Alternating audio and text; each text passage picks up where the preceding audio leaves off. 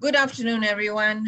Welcome to Her Wellbeing Society Kuala Lumpur and Selangor. This is our very first session that we are holding, and I'm really honored to have wonderful ladies with me today here who's going to do the talk this afternoon.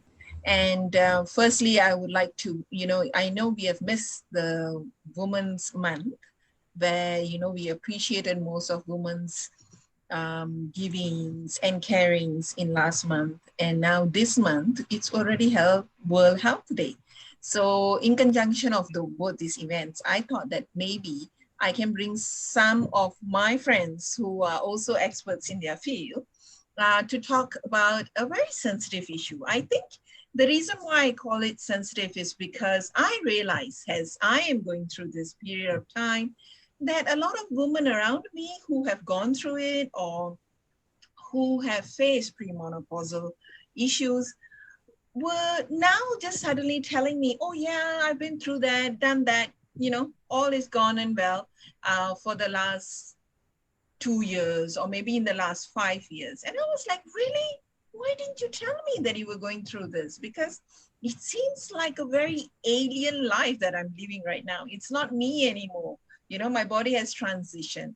And then I started taking a lot of interest in what is going on. And that's why I gathered a lot and I went to my friends and started talking to them about this. And they, being expert in their own fields, really guided me in the right way and are still supporting me till today. So I'm very grateful to have these two beautiful women who are going to be talking to you today. One of which is Dr. Hardeep Kaur. She's an academic in a public health division with Monash University, Malaysia.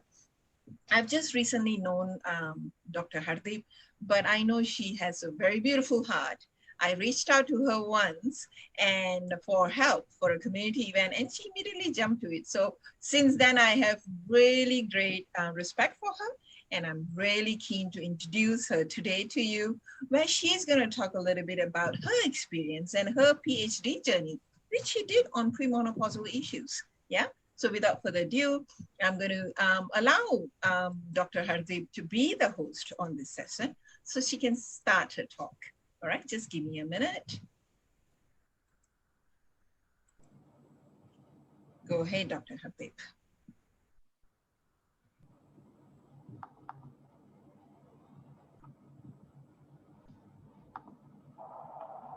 My name is Hardeep Kaur Dhillon. I'm an academician with interest in both education and research in women's health, particularly menopausal issues. My interest began in early 1990s after I had undergone drastic changes in my menopausal transition due to a surgical menopause, which means total removal of both ovaries and fallopian tube plus uterus. After 33 years of being postmenopause, I am semi-retired. Menopause or cessation of menses is gradually or generally a midlife milestone in every woman's life. Usually it's natural, gradual process from being in the reproductive stage to having a pause or intermission in the continuing performance of the hypothalamic pituitary gonadal axis. The focus of reproductive aging is in the ovary. Due to ovarian failure, various menopausal symptoms are experienced by women undergoing the menopausal transition. Natural menopause is not a sudden event, but are the accumulative results of events, some already beginning in fetal life, where the attrition of oocytes begins and continues during the lifespan of the woman. Here are some of the terminology that has been mentioned in some studies that I will talk about later. Premenopause. The woman is usually in a reproductive stage whereby she is producing sufficient estrogen and is fertile. Then we move on to an early perimenopause stage where there are subtle changes in the menstrual cycle. And usually the duration is variable to the individual.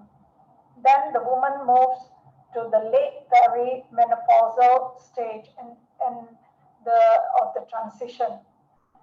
The duration is usually between 1 to 3 years, and the woman will start complaining of vasomotor symptoms.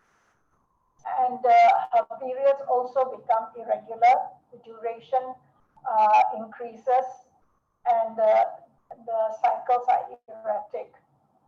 During this time, the woman who becomes amenorrheic for 12 years is considered menopaused. So she Oh, no longer releases any ovums and her ovaries are no longer functioning. And the levels of estrogen drops during the menopause, during the perimenopause and the menopause stage. Then the woman, after she has ceased menstruation for 1 whole year and considered clinically menopaused with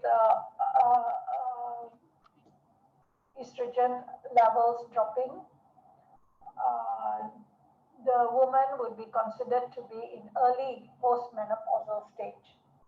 Usually it is a year after menopause to 5 years. And during this time, the woman will also complain of vasomotor symptoms. Then, after 6 years and more, the woman is described as late postmenopause stage. And as you can see, from the appearance, the changes that are taking place in this transition.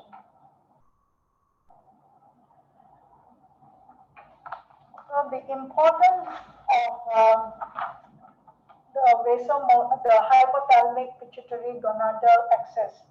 In order for the woman to be aware of the subtle changes during early perimenopause and then obvious changes of signs and symptoms in the late perimenopause stage, a woman needs to understand her own bodily function, known as the hypothalamic pituitary gonadal axis. The hypothalamus sits in the brain, and it controls body temperature, hunger, important aspects of parenting and attachment behavior, thirst, fatigue, sleep, and regulates the sleep-wake cycle repeated roughly every 24 hours.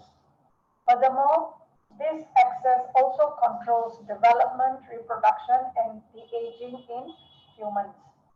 As you can see, the hypothalamus releases the gonadotrophy releasing hormone, which stimulates the anterior pituitary gland to secrete luteinizing hormone and follicle stimulating hormone that stimulates the female ovaries.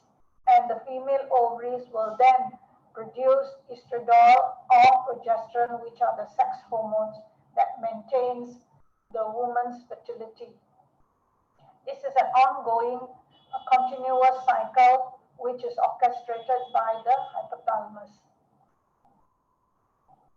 Due to ovarian failure, the menopausal transition is triggered, resulting in change in the woman's brains and ovarian activities and a pause in her menstrual cycle.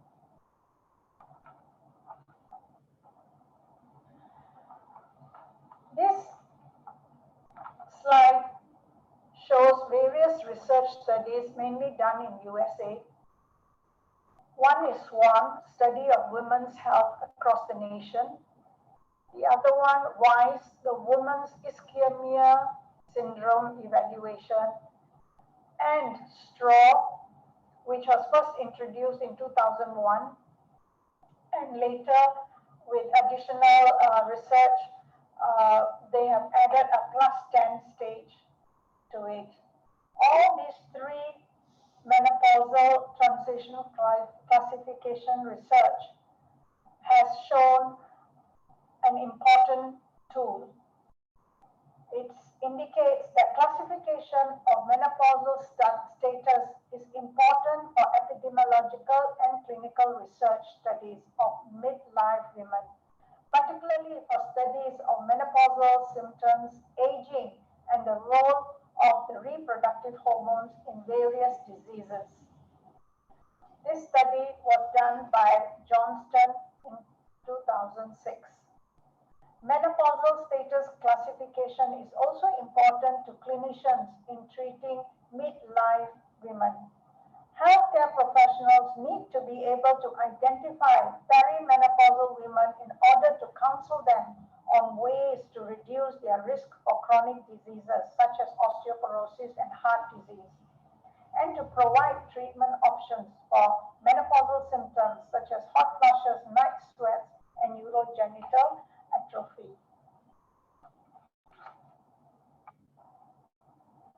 This is the straw classification, and the straw classification has got the terminology, the duration, the principal criteria, the supportive criteria, and the symptoms. Now, initially, we had in 2001 the word early and late postmenopause had already come into picture, but not the details were not so great as compared to straw plus 10. And this is straw plus 10 staging system for the reproductive aging in women. And you will notice that in stage 5, -5, -4, -3, B, -3A, all considered the woman to be productive. So she is in the productive stage. So she is pre-menopause. Her periods are regular, and there is some subtle changes in the flow, but still fertile and able to conceive. The FSH is low, the follicle stimulating hormone is low, and you find that they have no issues. But as they move into perimenopause, that's when they first notice that there is changes in their period. And if the bloods are taken, you find that the follicle stimulating hormone is dropping to less than 25 international units per liter. And this indicates that the uterus, this indicates that the woman is now in the perimenopause stage, which is the start of the menopausal transition, and her stage will be -2 and -1. In -2, she will be in early perimenopause, while in stage 1, -1, she will be in late perimenopause, and the duration lasts between 1 to 3 years. And the interval of amenorrhea is usually 2 months, 3 months.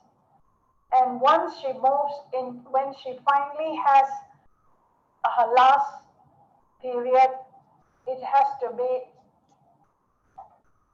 no period for a year to indicate that she is menopaused.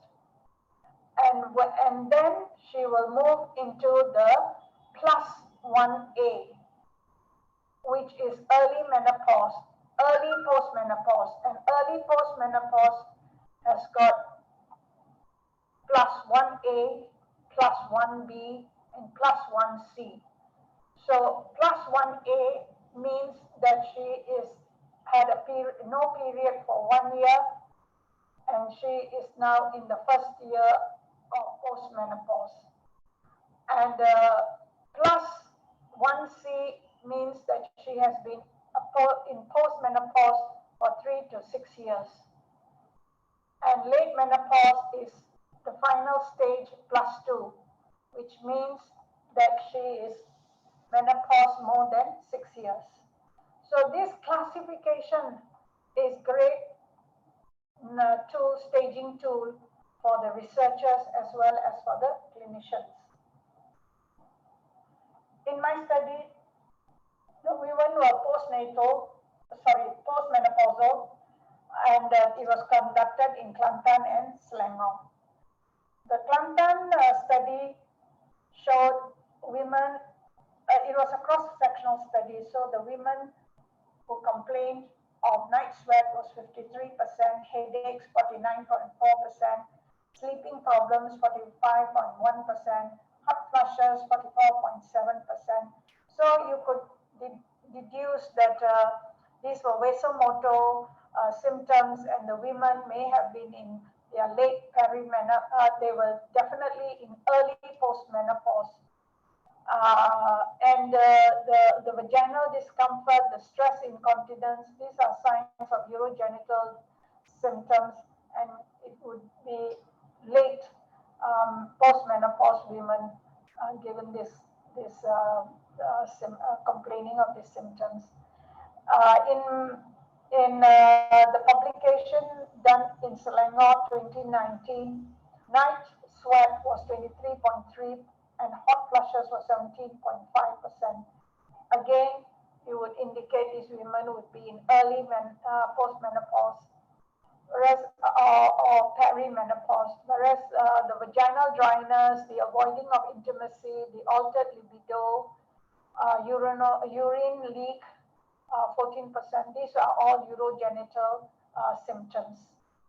And this was a cross-sectional study, so it was at one point in time, the women, postmenopausal women, as complaining of these symptoms.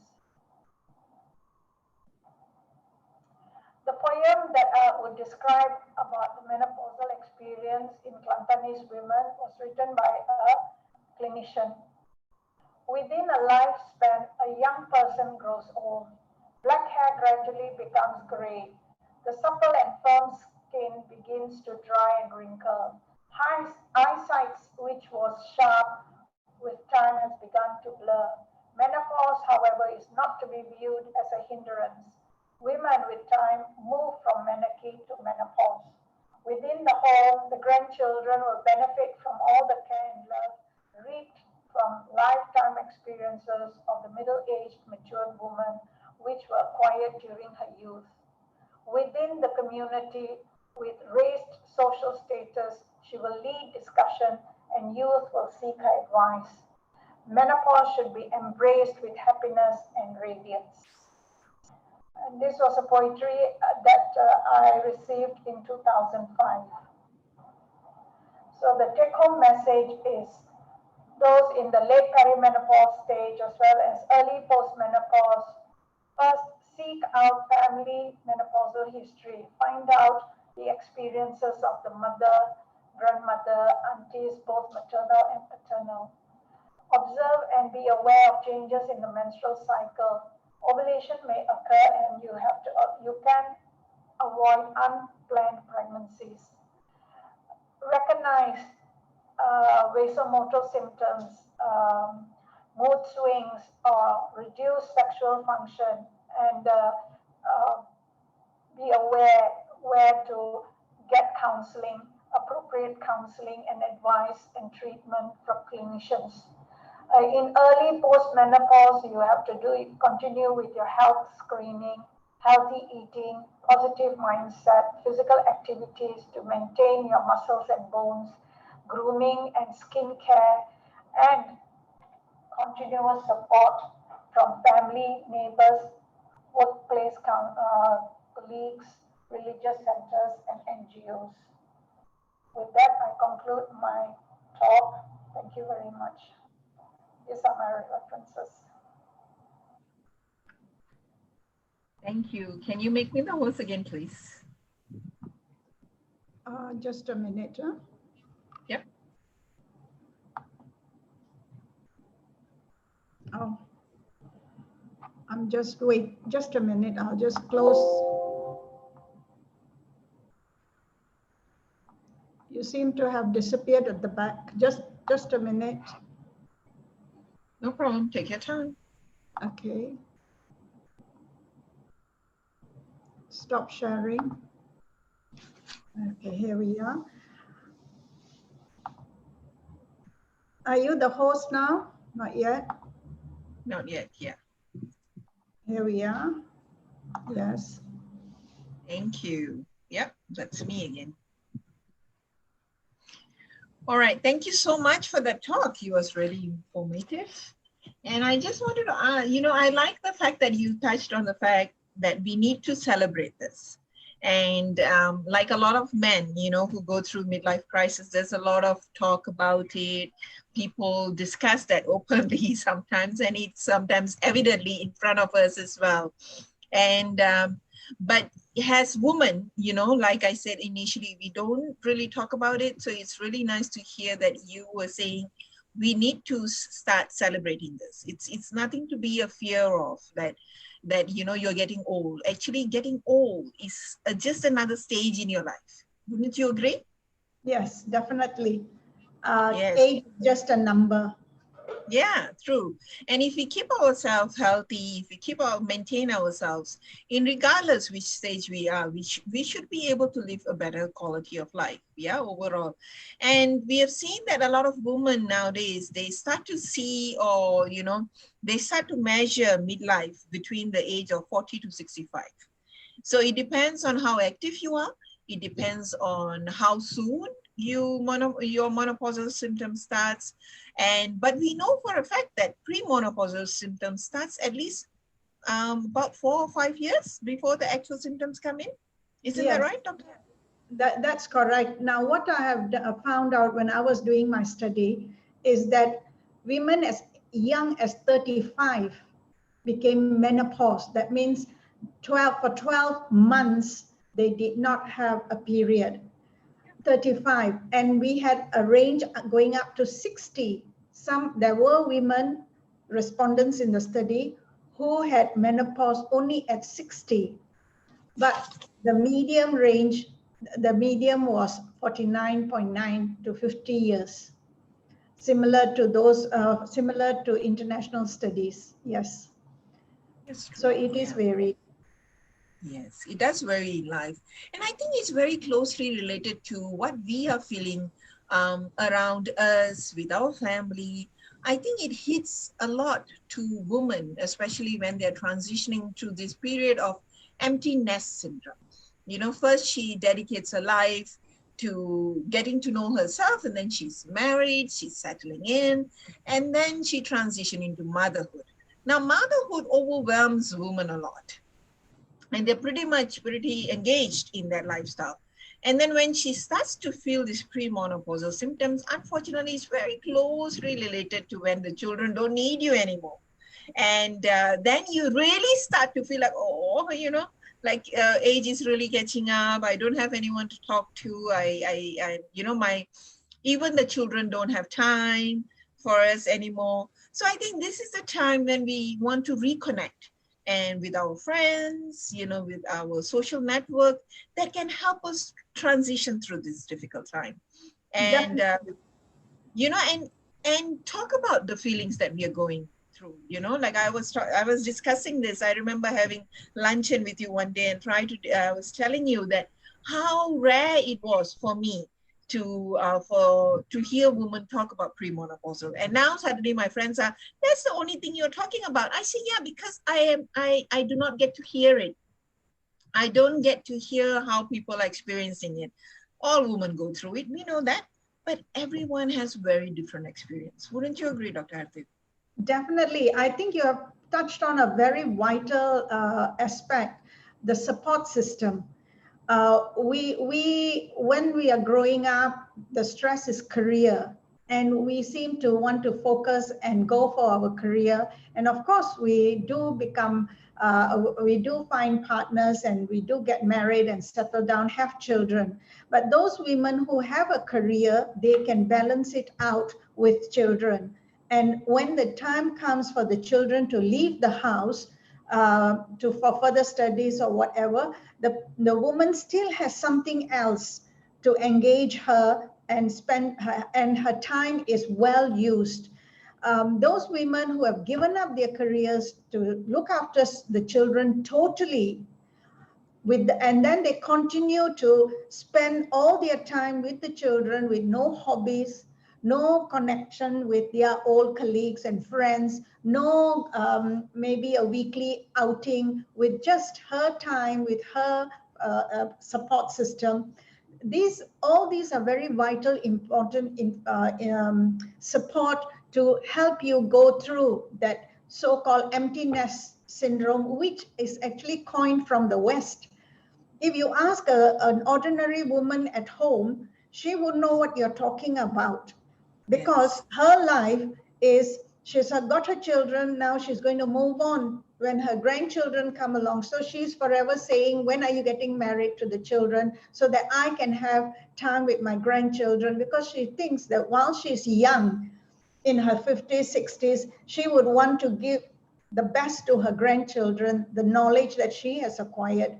Now, that sort of support system where a woman lives in that sort of community, she doesn't know what you're talking about when you say you have got an empty nest syndrome, or you're stressed out with menopause.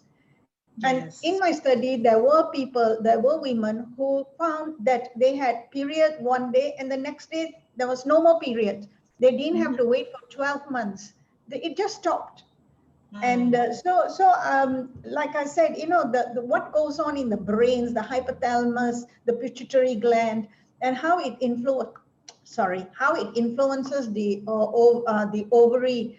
All these has got um, the woman. This is all happening in the woman's body, but there are some who are able to express and some who can't and will not. So those with hot flushes, for example, I've had women saying it was like feeling feverish, or feeling hot, or some says, I don't know what you're talking about, I don't know what hot flushes are. So, but if you notice in my studies in Kelantan as well in Selangor, they had more somatic symptoms, bodily symptoms, such as tiredness, lack of concentration, and lack of energy. So their symptoms seem to vary, not the true ovarian failure symptoms like vasomotor or urogenital, but more of bodily aches. Yeah, so there are differences. All right. Yeah. So basically, the main thing to do during this timeline is first things first is acknowledge it, yeah, and Yeah. understand where you are at. If you need to, if you don't think you need medical support, then talk to some friends, yeah. But I'll also weigh it against what is real and what is assumptions. Like I said earlier, not all of us do go through the same symptoms, like you have explained as well. So basically, looking at our own self, like what has changed over the couple of years, how do you feel, and addressing it at the same time. And also losing the guilt. Like, you don't have to feel bad that you're going through this phase. You just have to understand it. And I think it's important to let your family know, because especially husbands, they don't understand, isn't it, for Dr. Yes. Hatip? It's like Yes. they will say that, why are you constantly complaining? So it's Yes. it's better to tell them that, I'm going through this and it's difficult, and it makes me feel sometimes like, age is catching up. So I really appreciate your support. I think verbalizing this aspect is very important with also the loved one around us, with our children, our family members. Isn't that right?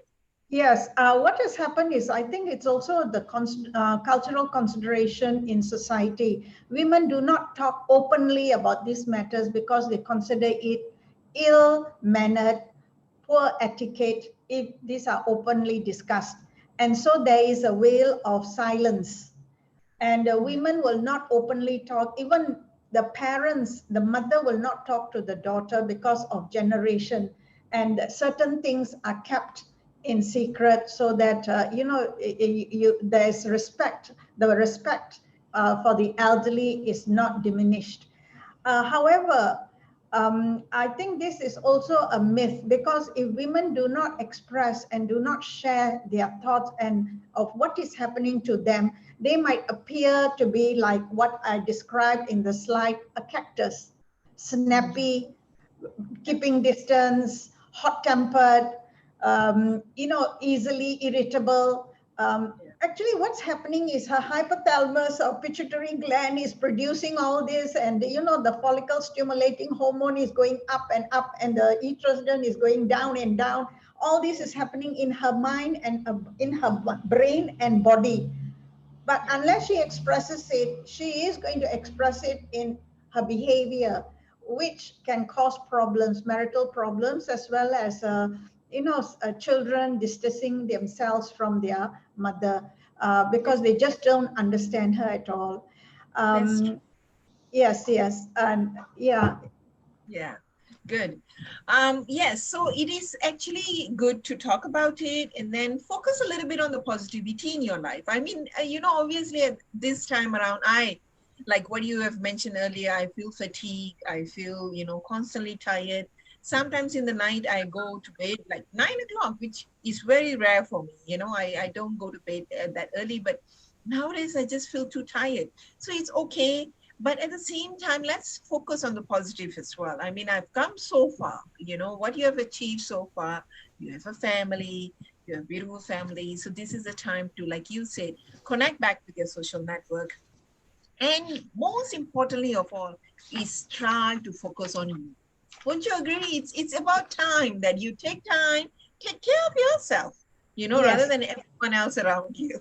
Yes, I think the role of a mother, especially among the Asian community and society, is that, she is the backbone of the family and she is into everything. I think there are times where she says, I can't leave my husband. I have to cook and freeze the food before I can leave and all that.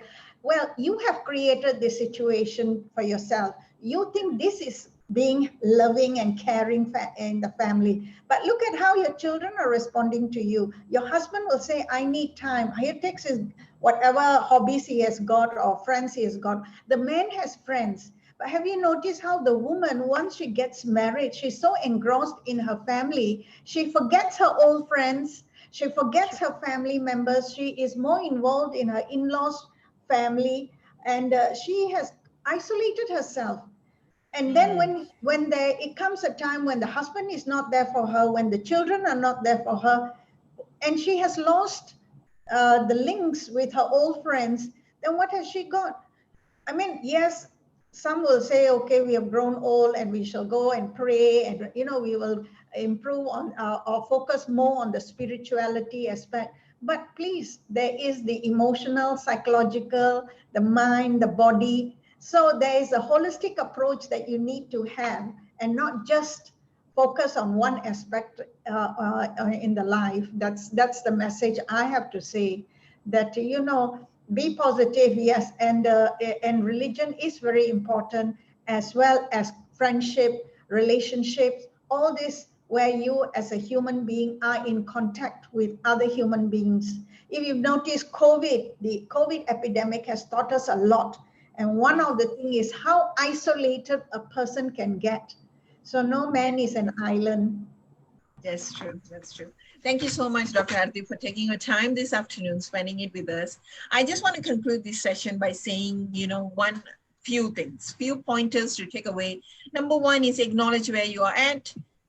Maintain, understand your body. If you need to go and see a doctor, it's never a harm. It doesn't mean that you must be physically sick to go and see a doctor. But if you notice something that is not right, go and see a physician. Yeah, get an advice.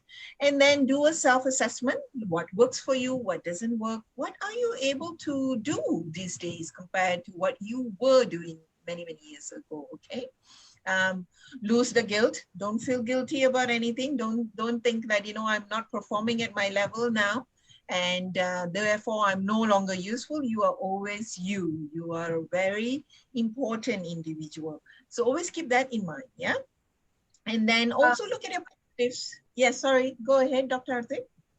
Once you've finished, I've got one correction to make in my slide that I need to point out to the audience. All right, sure.